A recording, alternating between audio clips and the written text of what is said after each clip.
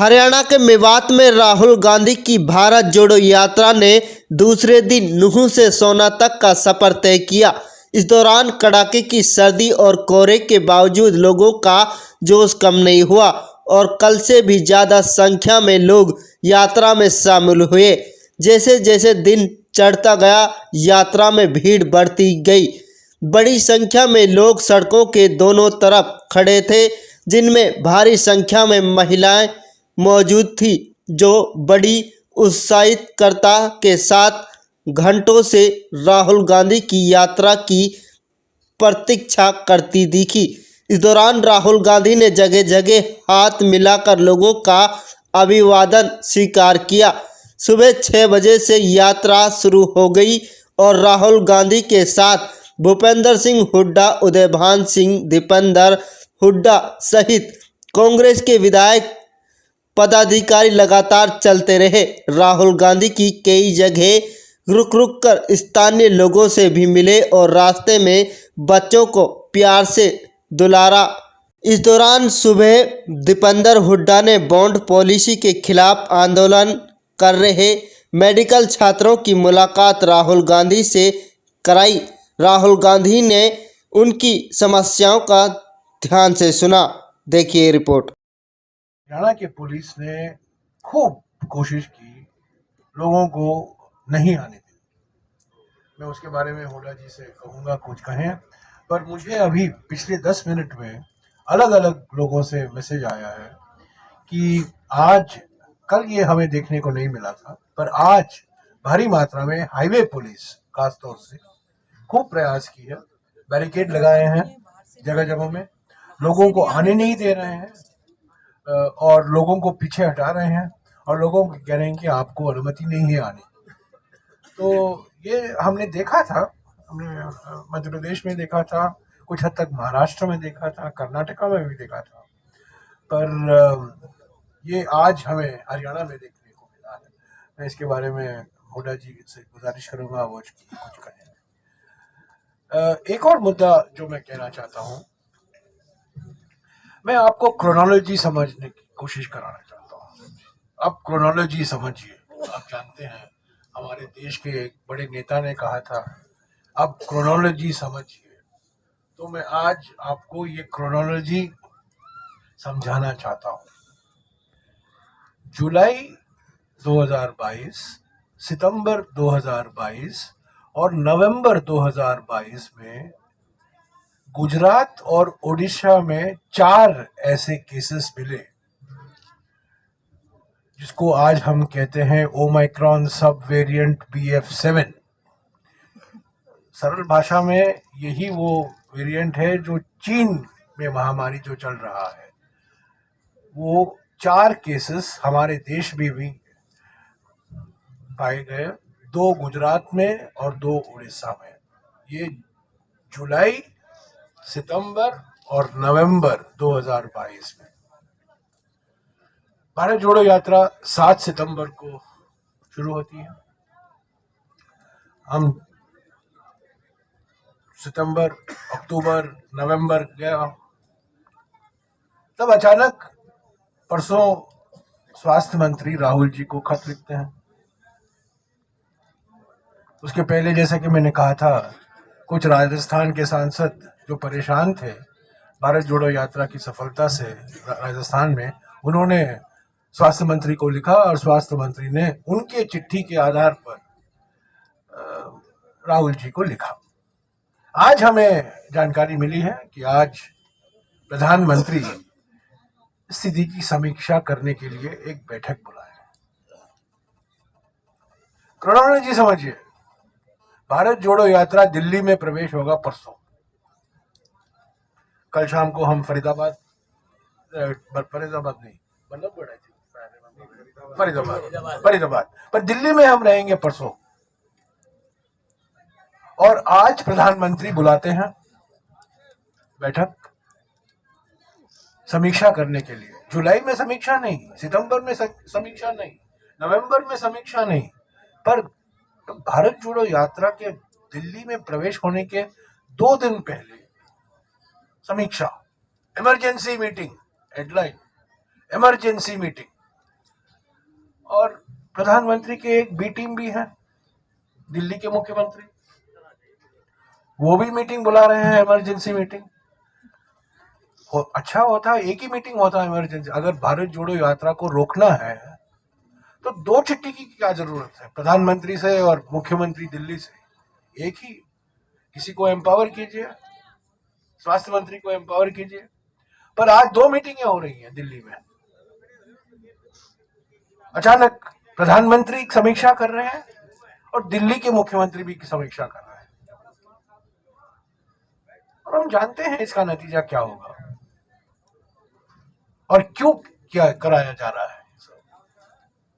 भारत जोड़ो यात्रा परसों दिल्ली में प्रवेश होगा और एक दिन दिल्ली में रहेंगे, उसके बाद 9 दिन का विश्राम। तो ये सब राजनीति है। गंभीर सार्वजनिक स्वास्थ्य के मामले में ये राजनीति कर रहे हैं, ये राजनीतिकरण गलत है। कुंभ मेला को चलने दिया, तब उन्होंने कुछ हस्तक्षेप नहीं किया। फरवरी 2022 को नमस्ते ट्रंप करवाया गया गुजरात में, अहमदाबाद में, उस पर कोई रोक नहीं लगाई गई। और मार्च 2020 में मैं खुद गवाह हूं, कई सांसद मास्क पहनकर आए थे और चेयरमैन ने कहा राज्यसभा में, ये मास्क पहनना यहाँ वर्जित है, आप मास्क नहीं पहन सकते। और हम लोग सभी ने कहा गंभीर स्थिति है, कुछ कार्रवाई करने की जरूरत है, लॉकडाउन कीजिए। पर एक हफ्ते के लिए मोदी सरकार चुप बैठी। क्यों? क्योंकि वो व्यस्त थी कमलनाथ की सरकार मध्य प्रदेश में गिराने में। और जब वो सरकार गिरी, जब उस गिरने में एक कांग्रेस नेता का भी हाथ था, जो बीजेपी में अभी मंत्री बनकर बैठे हुए हैं। जब वो सरकार गिरी और शिवराज सिंह चौहान फिर से मुख्यमंत्री बने, उस दिन से राष्ट्रीय स्तर पर लॉकडाउन लागू किया। तो पहले दिन से राजनीतिकरण किया जा रहा है। मैं विश्वास के साथ कह सकता हूं, हर एक भारत यात्री डबल वैक्सीनेटेड है, कोविशील्ड या कोवैक्सीन। हर एक भारत यात्री डबल वैक्सीनेटेड है और कई भारत यात्रियों को बूस्टर डोज भी मिला है। हालांकि भारत जोड़ो यात्रा ही सबसे बड़ा बूस्टर डोज है। हम सबको बूस्टर डोज मिला है। एक केस नहीं है भारत जोड़ो यात्रा में कोविड का अब तक। और ये सब अभी ऐसा बताया जा रहा है, इमरजेंसी सिचुएशन है। और ये सब क्यों कराया जा रहा है? ताकि एक वातावरण पैदा किया जाए कि देखिए कोविड की महामारी आने वाली है और ये गैर जिम्मेदार लोग हैं जो हैं भारत जोड़ो यात्रा, वो इसको रोक नहीं रहे। ऐसे तो 24 तारीख के रात से 2 तारीख के रात तक विश्राम का दिन है भारत जोड़ो यात्रा के लिए।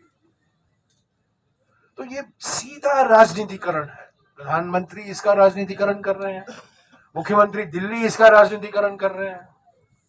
और जो खत आता है स्वास्थ्य मंत्री से राहुल गांधी जी को, वो कोई वैज्ञानिक सलाह के आधार पर नहीं है, किसी विशेषज्ञों के सलाह के आधार पर नहीं है। 2 बीजेपी सांसदों की चिट्ठी के आधार पर स्वास्थ्य मंत्री एकदम राहुल जी को चिट्ठी लिखते हैं। सार्वजनिक स्वास्थ्य के मामले में विज्ञान एक महत्वपूर्ण भूमिका निभाता है। हमारे कई विशेषज्ञ हैं। पार्लियामेंट को एडजर्न कराइए अगर स्थिति गंभीर है। सबको मास्क पहनने की आप डायरेक्टिव निकालिए, इसको अनिवार्य कीजिए। अंतरराष्ट्रीय फ्लाइट पर रोक लगाइए। चीन से जो आयात है उस पर रोक लगाइए। वो तो नहीं लगाने के लिए तैयार है क्योंकि चीन की कंपनियां आपकी मदद कर रही हैं, जैसा कि पवन खेरा ने कहा था। तो ये राजनीतिकरण, हम इसके बिल्कुल खिलाफ हैं। और अगर कोई विशेषज्ञों की सलाह है, अगर कोई वैज्ञानिक संस्था, मेडिकल संस्था, पब्लिक हेल्थ संस्था के आधार पर कुछ प्रोटोकॉल निकाला जाता है, हमारी जिम्मेदारी बनती है कि हम उसका पूरा पालन करें। पर हम पॉलिटिकल प्रोटोकॉल का विरोध करेंगे, साइंटिफिक प्रोटोकॉल का नहीं, पॉलिटिकल प्रोटोकॉल। और प्रधानमंत्री और मुख्यमंत्री दोनों पॉलिटिकल प्रोटोकॉल में लगे हुए हैं और उनका एक ही मकसद है, भारत जोड़ो यात्रा को बदनाम करना और भारत जोड़ो यात्रा को किसी तरह से दिल्ली में आने के रोकना। मैं हुड्डा जी से गुजारिश करूंगा कि आज जो हमारा अनुभव रहा है हरियाणा पुलिस के हाथों में, जिस तरीके से कई लोग, हजारों लोग भारत जोड़ो यात्रा में भाग नहीं लेने दिया इनको, उस पर आप कुछ कहें तो अच्छा होगा। बिजली का सवाल है। देखिए, अगर इस नियत से बिजली काटी गई है कि हमारी वहाँ यात्रा जा रही है, उसकी जांच हो जाएगी, और इस नियत से काटी जा रही, तो मैं हरियाणा सरकार को ही कहना चाहता हूँ कि फिर तो पूरे हरियाणा की बिजली काटनी पड़ेगी आपको, एक गांव की नहीं, पूरा हरियाणा जुड़ चुका है इससे। तो ऐसी जो राजनीति से प्रेरित कोई ऐसा काम कोई भी अधिकारी करता है, उसका तो काम बिजली सप्लाई करना है, उसको मैं चेतावनी देना चाहता हूँ। इसी प्रकार से पुलिस की जो ये कार्रवाई है, पुलिस का काम कानून व्यवस्था कायम रखना है, पुलिस का काम किसी की रोक लगाना का नहीं। क्योंकि कल बहुत भीड़ आ गई थी, आज इस वास्ते सोच के भीड़ कम करेंगे, राजनीति से प्रेरित कोई फैसला पुलिस अधिकारी लेंगे तो भाई उसका जो हम देखो, सरकार तो आने जानी चीज है, उसकी हम असेंबली का सेशन उसमें भी उठाएंगे और पूरी उस पे ऊपर खिलाफ उसके कार्रवाई लेंगे। और मैं आपके माध्यम से विभाग के सारे सरकारी कर्मचारियों को ये माध्यम से चेतावनी देना चाहता हूं कि ऐसी राजनीति से प्रेरित क्योंकि कोई फैसला न ले, ये हमारे को मंजूर नहीं होगा, बर्दाश्त नहीं होगी ये बात हमारे से। तो हाँ, जो मजबूरी होती है तो बताएं। अगर बिजली गांव में नहीं जाती है तो गांव को पहले बताएं कि भाई हमारा तो इस वजह से हम बिजली कटौती करेंगे, कोई बात नहीं। पुलिस के कोई प्रॉब्लम है तो पहले बताएं कि भाई इस रूट से हम नहीं करेंगे, इस रूट से हम जाने देंगे। तो ये तरीके हैं। तो जैसा बताया जयराम जी ने, इसकी पूरी जांच करेंगे और इसके ऊपर पूरा अमल लेंगे। बाकी जहां तक, क्योंकि ये सवाल ये ऐसा क्यों हो रहा है, क्यों करते हैं, तो ये आप सबको मालूम है, आप सब हरियाणा के पत्रकार हैं। इस सरकार के पास, मौजूदा सरकार के पास, बीजेपी जेजेपी की सरकार के पास उपलब्धि बताने के लिए कोई नहीं है, कोई एक भी उपलब्धि बताने के नहीं है। विफल सरकार है और ये ऐसे ही कार्रवाई कर सकती है और ये कार्रवाई उनकी हम कामयाब नहीं होने देंगे। हमारी यात्रा पूरे ही चलेगी। बाकी कोविड के प्रोटोकॉल के बारे में इन्हें कही दिया, अगर वो कोई प्रोटोकॉल बनाएंगे सारे देश के लिए बनाएंगे तो हमारे को कबूल होगा, लेकिन खाली इसके लिए वो बनाना चाहते हैं। तो ये लोग समझ चुके हैं हरियाणा के लिए पूरा और ज्यादा हमारे साथ सहयोग हुआ है। इन्हीं शब्दों के साथ मैंने जो कहा जयराम जी ने